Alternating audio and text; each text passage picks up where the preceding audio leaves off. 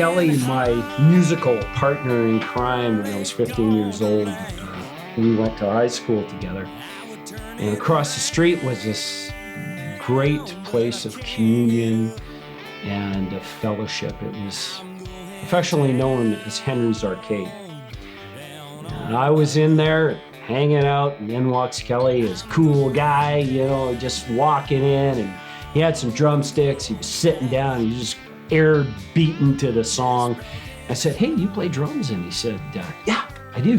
I said, "Whoa, I play guitar. Let's get a band together." And that's how it works. It's that simple. Well, really. Barry and I met in high school at the arcade across from school when we should have been in math class or probably something along that line.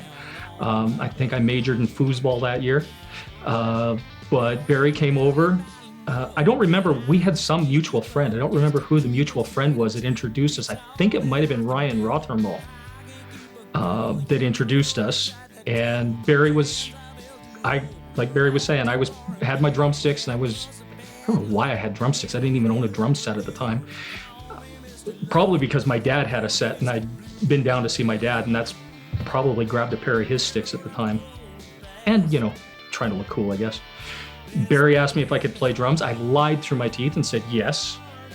Then called my dad and said, "I need to get a set of drums." I think the reason why I did this record now just seemed to be the right time in my life.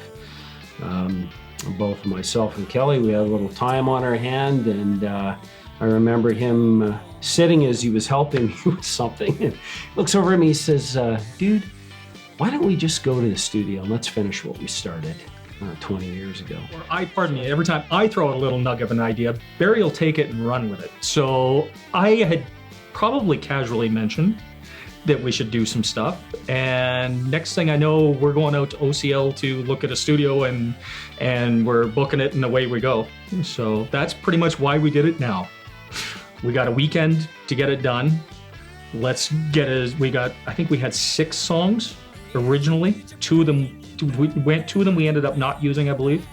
And Barry ended up retracking those. But we got drum tracks, bass tracks, and vocals done that day, I believe, along with some scratch guitars. I was kind of hoping we were going to get a little bit more than that done, but it was more about getting the quality and making sure the performances were right, the tones were right, than it was about, you know, trying to get as many pieces done. And then Barry was able to track all the guitars at his place, so that worked out perfect anyway.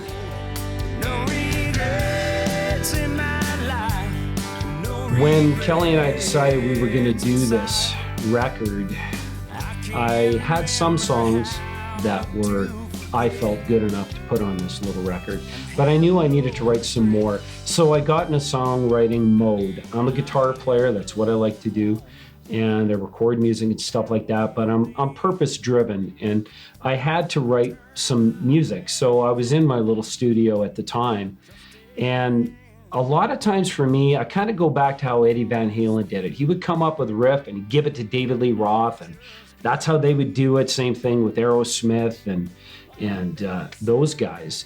So I had what I liked, and I just came out with "I Got a Fever." And from there, I thought about what this song could be. And in my mind, I had my drummer in mind that was a self-admitted alcoholic. And he had overcome that and had been years sobriety under his belt at that point. So I wrote the song imagining what he must have felt like when he was going through his battle with alcohol. And then, you know, songwriting is not always specifically one thing. You draw from other things, you know, it could be drug addiction, it could be whatever it is. Some kind of addiction that you can't let go, that kind of has a grip on you. And that's really where No Regrets came from.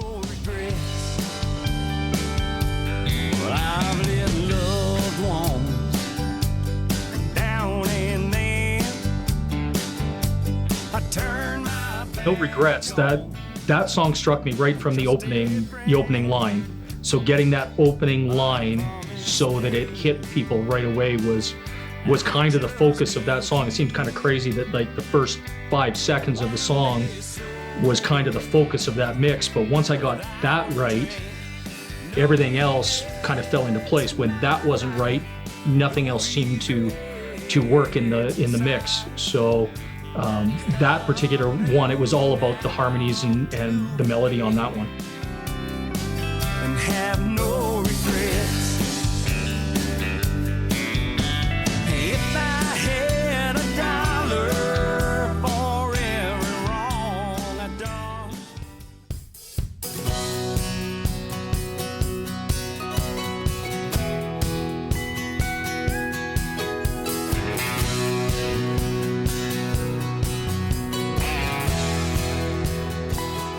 I'll Be Dreaming of You, I wrote that in 1996 in the living room of my parents' house when I moved to their town. And they drove truck for a living, so they were gone and I was there by myself. I'd sit with my guitar again and kind of play this lick.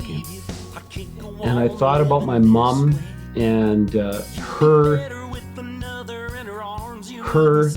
struggles and choices that she made when I came into this world.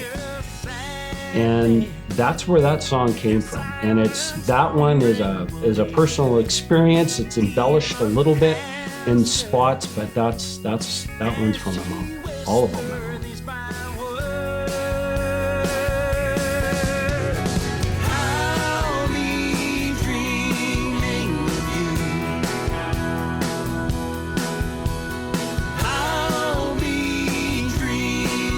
Again, I would say that one was about the vocals. A lot of these are about the vocals, getting the vocals right. But that one has such a great melody that I wanted to make sure that it was, it was a song you wanted to sing along with. Like every time I play that song, it's running through my head for a couple of days afterwards. My wife and daughter, every time I'm working on that song, I'd come upstairs and they were singing along to it. So that song was again about getting the melody, getting the vocals right, getting the harmonies, the blends, and everything right.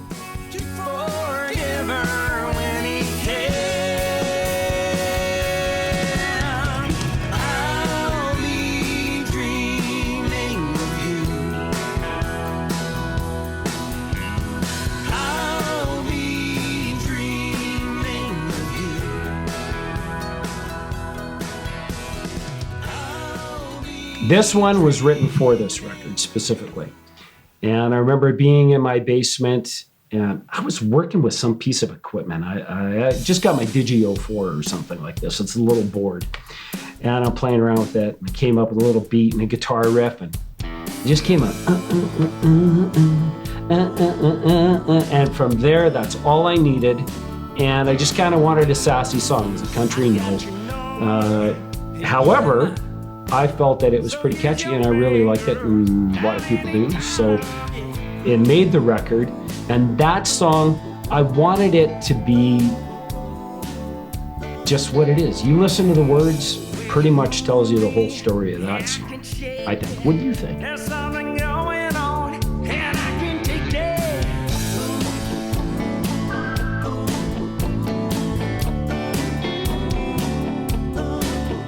Bad for You, the biggest thing I remember about that song is the guitar solo. The guitar solo has got a bunch of weird, crazy effects going on that you really don't hear up front. If I was to solo it out, you'd be actually kind of stunned how much crazy. There's roto speakers and flanges and phasers and all sorts of stuff going on in that guitar solo. And no matter what I did, until I started getting crazy with the effects on it, it didn't sit right. Then when it sat right, it made another guitar part pop up in my head, but I couldn't translate it to Barry in a way that he was able to come up with the guitar part I heard in my head. So I still have this unresolved thing with this song of hearing this other rhythm guitar part in my head. And of course, I'm not a guitar player, so I can't play it for him. So that's what sticks out to me for that song.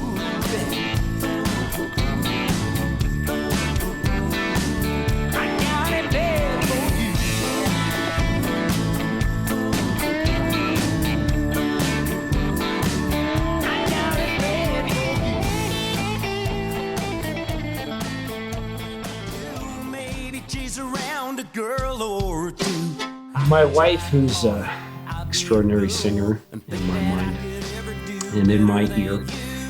She wanted to do some duet stuff, a project that she had envisioned. My wife's a visionary. I'm the doer, she's the thinker. That's how that works. And she said, you know, we should do a duet. And I thought, oh, I'm gonna write a duet. That's what I thought. So I got downstairs and began with the old acoustic. A lot of stuff starts on the acoustic, funny enough. And I just kind of had a beat going, and I wanted something uplifting. I don't want to, my songs, I don't think that they're downers necessarily. And I just wanted a song about two people that wanted each other. And that's really where that was. I think it has a Shania Twain feel, not necessarily on purpose, but maybe I'm stuck in the 1990s. Maybe I am. You take me back to my country roots. You grow on. Better Than You was a struggle. It was a struggle. I could get all the musical elements of it working. I could not get the vocals to sit right for the longest time on that particular song. And I don't know what actually changed that I was able to get the vocals to sit, but that song was the bane of my existence until I got the vocals to sit. Once I got the vocals to sit, then I could enjoy the song. Up until that point, I was really not enjoying that song, but once I got the vocals to sit right, now it's one of my favorite songs. The fiddle in that song is fantastic. I'd be a fool to think that I could ever do better than you. Going Down, boy, that's taking me back. That song's probably the oldest song on the record. I wrote that, I think, in about 92 to 94. And when Kelly and I first started this idea, and we'll probably talk a little bit about that coming up. Again, wanted to do a record, so I had to write. And at the time, I was listening to a lot of country that was on the radio. And when I wrote that song, again, it was riff-based. You give me a riff and I'll make up some words. Are they going to change the world? Probably not, but they fit the song and they do the job. And that song is really about a guy, probably me at the time, that no matter, you know, what he did, he just was out of luck. And I think the hook of the song is I'm going down on my luck. And it's really about a girl. Some of the songs are about love and whatnot. And I had a guitar player come in and play on that song because at the time I was not capable of doing what you hear on the record now. And he nailed it. His name's Craig. I mentioned him earlier. Craig Young, and that guy is just dynamite. He made that song so good. And that guy sang so good that at the time I just basically said, you know what? I'm not doing this anymore. This guy's way too good. And that's basically why I quit at that time, pursuing being an artist. But that song had always stuck because the guitar work that he did on it was, in my mind, for me, timeless. And it was so timeless that I picked every single lick of his that he recorded 20 some odd years ago. And I faithfully recreated it, and that's what you hear on the record today. So I can't take credit for that.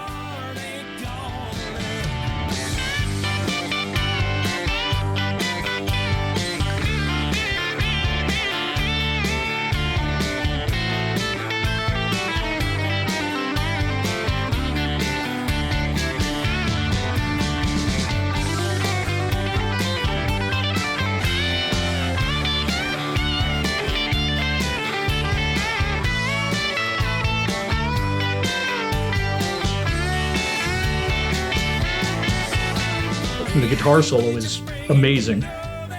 My daughter Raya knows that guitar solo she can sing it along every time the song comes on. She goes, "Dad, play Barry's song. I want to get to the guitar solo. I want to sing that guitar solo." So that song's got a good space in my heart. This broken heart ain't gonna lay. Hey, I can turn it around, but I can't get up. I'm going down.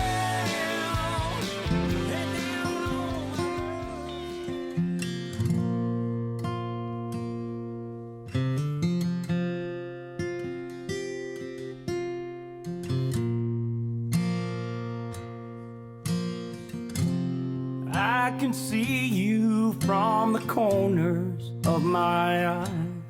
And I can feel your presence passing me by. I can't tell you where I'm heading, but I know. This record, that song was written specifically for this record. Again, in my little studio with my acoustic. And I'm sitting down there thinking, okay, I got to write a song for this record. What am I going to write? Strum a couple chords. Came up on this interesting little turnaround change that I'd never done before. I'd just gone to my grandmother's funeral. Actually, no, that's not true. It was years previous, but I had her picture from her funeral up in my studio. I just looked and I thought I could see her from the corner of my eye, and that's really the first line in the song. And even though it's the first line in the song, that song kind of wrote itself, and that's one that you could say the inspiration I felt was divine, because I didn't have too much to do with it, because it just came out. And then, a couple of years ago, just shortly after we started recording this record, that song took on a whole new meaning for me, because my mom passed away from lung cancer. And when people hear that song, they think that I wrote it about my mom. I didn't. I wrote it about my grandmother, but it's so fitting that it fits perfectly for my mom. And my mom actually got to hear the record before she passed away, which is really, really nice. And she heard that song and she liked it. So that means a lot to me. But I still see you from the corners of my eyes, and feel the joy you gave to me. That one makes my girls cry every single time I'm working on it or playing it. I think because my grandmother passed away 4 years ago now. I think when the girls hear that song, they think of, I know my daughter does, she thinks of her great-grandmother. So that song's got a big emotional impact with my family. It brings tears to my girls' eyes every single time every time that song's played. When I go